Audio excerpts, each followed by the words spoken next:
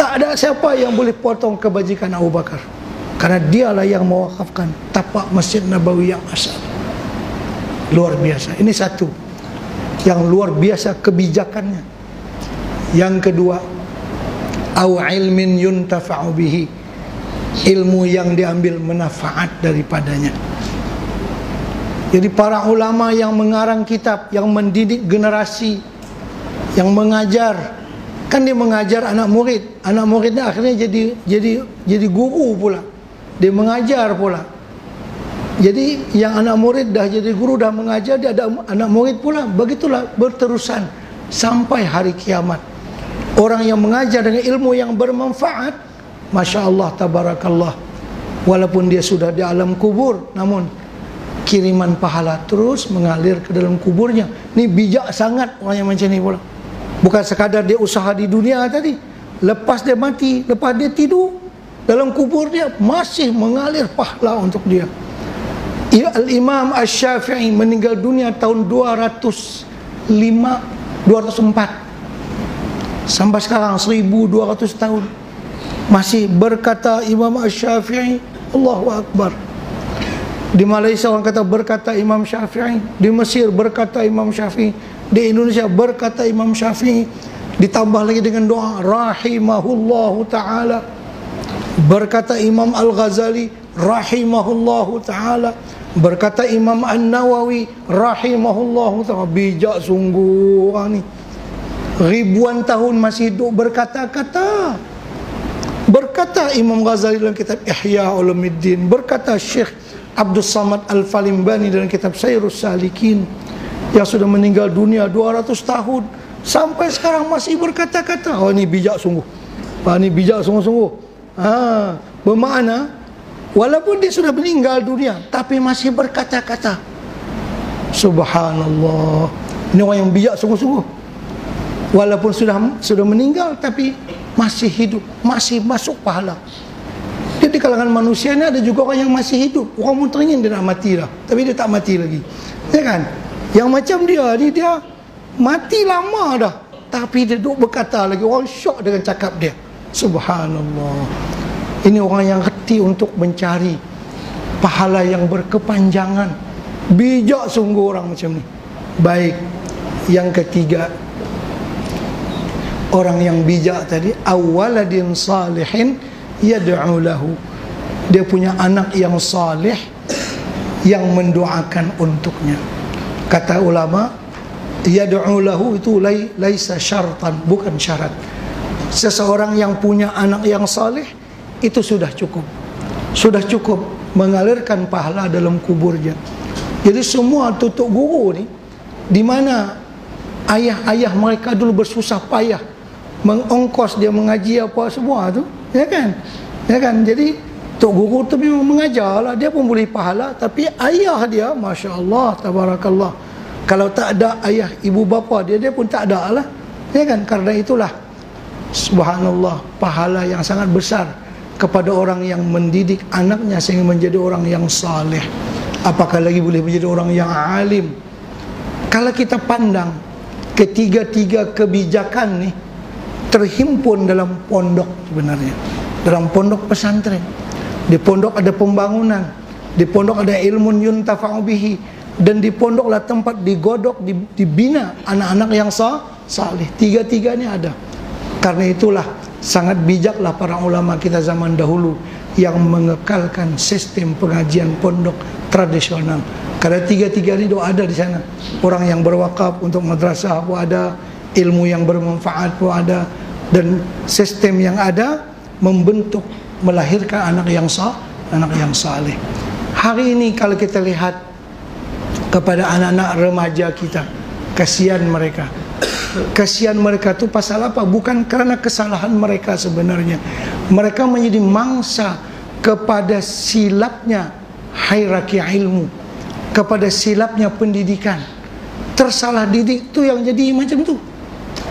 Dia tak jadi soleh. Macam mana dia mengaji di sekolah rendah ke sekolah menengah, dalam seminggu cuma berapa kali mengaji agama? 2 kali seminggu. Hak baki lagi mengaji ilmu, bukan tak dia tak ikut maratibul ulum, tak mengikut martabah ilmu. Sepatutnya ilmu ni ada yang didahulukan. Nomor 1, nomor 2, nomor 3 itu ilmu tauhid, ilmu fiqah, ilmu akhlak ataupun ilmu tasawuf. Awwaluddin ma'rifatullah, itu yang lebih dahulu ditanamkan. Tapi tersalah, yang nomor 12 letak nomor 1. Memang kalau dia cakap orang putih, orang Kedah kata macam ayak, cakap sedap bahasa orang putih. Dia jadi mekanik, Masya Allah, luar biasa. Kalau kita rasa, dia suruh start enjin, tekan minyak sikit, dia kata, dia tahu ayah ni kena tukar. Dia dengar bunyi enjin, dia tahu datang mana yang kena tukar kaitan. Suruh baca Fatihah, tengok Allah senak perut kita dekat dia baca. Ini silap. Mereka ni korban silap didik. Anak-anak remaja kita menjadi korban karena mereka macam itulah pendidikan yang diajarkan kepada mereka, tidak mengikut maratibul ulum. Ilmu apakah yang lebih awal yang mesti difahamkan kepada mereka, dididikkan kepada mereka. Baik. Jadi tadi kalau kita melihat orang-orang yang sangat bijaksana itu, bukan sekadar dalam hidupnya saja dia beramal untuk negeri akhirat, tapi dia berfikir biar nanti kalau lepas aku mati sekalipun masih ada lagi curahan-curahan pahala dan berkah yang mengalir ke dalam kuburku. Sudah 1000 tahun lebih masih mengalir pahala ke dalam kuburnya, masih berkata-kata, masih didoakan oleh orang yang mengkaji kitab-kitabnya. Masya Allah, tabarakallah.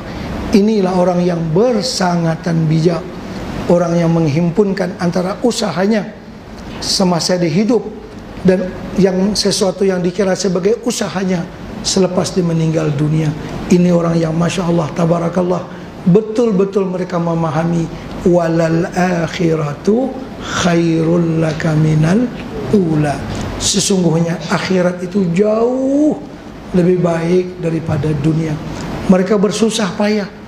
Bayangkan contoh Al-Imam Al-Ghazali rahimahullahu ta'ala, umur dia cuma 55 tahun dengan tahun hijrah, bermakna dengan tahun orang putih ni 53 ya umur Imam Ghazali. Imam Asy-Syafi'i umurnya hidup 54 tahun tahun hijrah. Kalau kira tahun orang putih ni macam 52 aja. Imam An-Nawawi rahimahullahu ta'ala umur dia cuma 46 tahun. 46. Nikah pun tak ada. Imam Nawawi termasuk ulama yang tak nikah.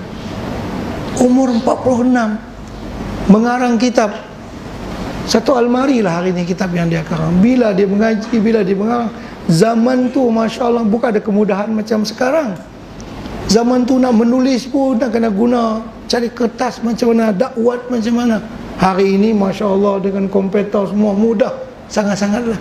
Tapi dia boleh buat. Dia boleh buat benda yang sangat berfaedah dan tahqiq. Luar biasa dengan umurnya yang terbatas 46. Masya Allah, tabarakallah. Dia boleh buat. Ni Malaysia boleh. Boleh apa tu? Kita Malaysia boleh, kena bagi boleh. Boleh sesuatu yang baik, sesuatu yang bermanfaat. Macam bolehnya Imam An-Nawawi rahimahullahu ta'ala mencari pahala yang besar. Begitu seterusnya para alim ulama itu orang-orang yang bijak, bahkan yang bersangatan bijak tadi, yang mengerti untuk mencari pahala, sama ada sewaktu mereka masih hidup ataupun apabila mereka sudah meninggal dunia.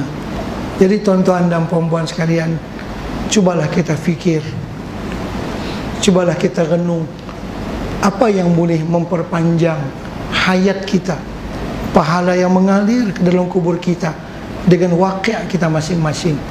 Kalau kita ada ilmu, kita boleh mengajar, ya kan? Ada anak kita boleh didik menjadi anak yang saleh.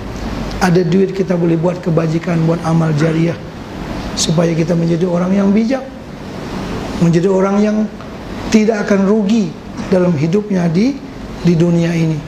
Kalau tidak, Masya Allah, kesian Jadi ambillah peluang ini sebaik-baiknya untuk membina akhirat, untuk membina masa depan. Karena itulah yang dikatakan oleh baginda Rasulullah SAW, orang-orang yang bijak tadi, orang-orang yang bijak. Bahkan lagi orang-orang yang zuhud dalam kehidupannya di dunia ini, Masya Allah, Tabarakallah, mereka ini memang yang bersangatan bijak. Mereka mengambil kesempatan dalam hidup ini untuk memperbanyak ibadahnya kepada Allah Subhanahu wa ta'ala, dan dengan perhitungan mendapatkan akhirat, mendapatkan pahala yang besar yang ada di sisi Allah Subhanahu wa ta'ala. Sampai Al-Imam Al-Ghazali rahimahullahu ta'ala berkata dalam kitab Ihya Ulumuddin, sekali kita bernafas, sekali bernyawa aja, itu sebenarnya lebih bernilai daripada dunia dan seisinya bagi orang yang mengerti untuk menggunakan waktu hidupnya ini. Sekali bernafas, itu kita boleh mendapatkan keuntungan dengan benda yang lebih baik daripada dunia dan seisinya. Sekali bernafas saja. Bukankah Nabi kita bersabda, wa subhanallahi tamla'ul mizan, perkataan subhanallah itu akan memenuhi timbangan amal pada hari kiamat. Bukankah Nabi kita bersabda, kalimatani khafifatani 'alal lisan, thaqilatani fil mizan, habibatani ilar rahman, subhanallahi wa bihamdih, subhanallahil azim. Ada dua kalimat yang mudah dituturkan tapi sangat dicinta di sisi Allah dan sangat berat pada timbangan amal. Itulah perkataan subhanallahi wa bihamdih, subhanallahil azim. Kita sekali bernafas, sekali bernyawa, nak kata subhanallah, subhanallah, subhanallah 3 kali boleh. Nak kata subhanallah wa bihamdihi, subhanallahil azim boleh. Ya kan? Itu yang maksud sekali bernafas lebih bernilai daripada dunia dan seisinya. Karena kita boleh bertasbih kepada Allah Subhanahu wa ta'ala beberapa kali. Dan Nabi kita pun menyebutkan tadi, wa subhanallahi tamla'ul mizan, perkataan subhanallah itu akan memenuhi timbangan amal pada hari kiamat. Masya Allah, rugilah orang yang tidak menggunakan masanya, waktunya untuk beribadah kepada Allah Subhanahu wa ta'ala, menyia-nyiakan waktu dengan hal-hal yang tidak berfaedah. Bayangkan Allah Subhanahu wa ta'ala memberi kerehatan kepada Rasulullah itu sangat sedikit. Dalam ulama ahli nahu, kerehatan Nabi itu dikira dengan huruf fa saja, bukan huruf summa. Orang mengaji nahu dia tahu beza antara fa dengan summa. Kalau kita cakap Arab, ja'a Zaidun fa Amrun, atau lebih dahulu ja'a Zaidun wa Amrun, Zaid datang bersama Amr. Kalau wa Amrun, waw bersama, sama-sama. Zaid datang sekali. Kalau kita katakan ja'a Zaidun fa Amrun, pakai fa, bukan pakai waw, datang Zaid, lepas itu tak lama lepas itu Amr pun datang.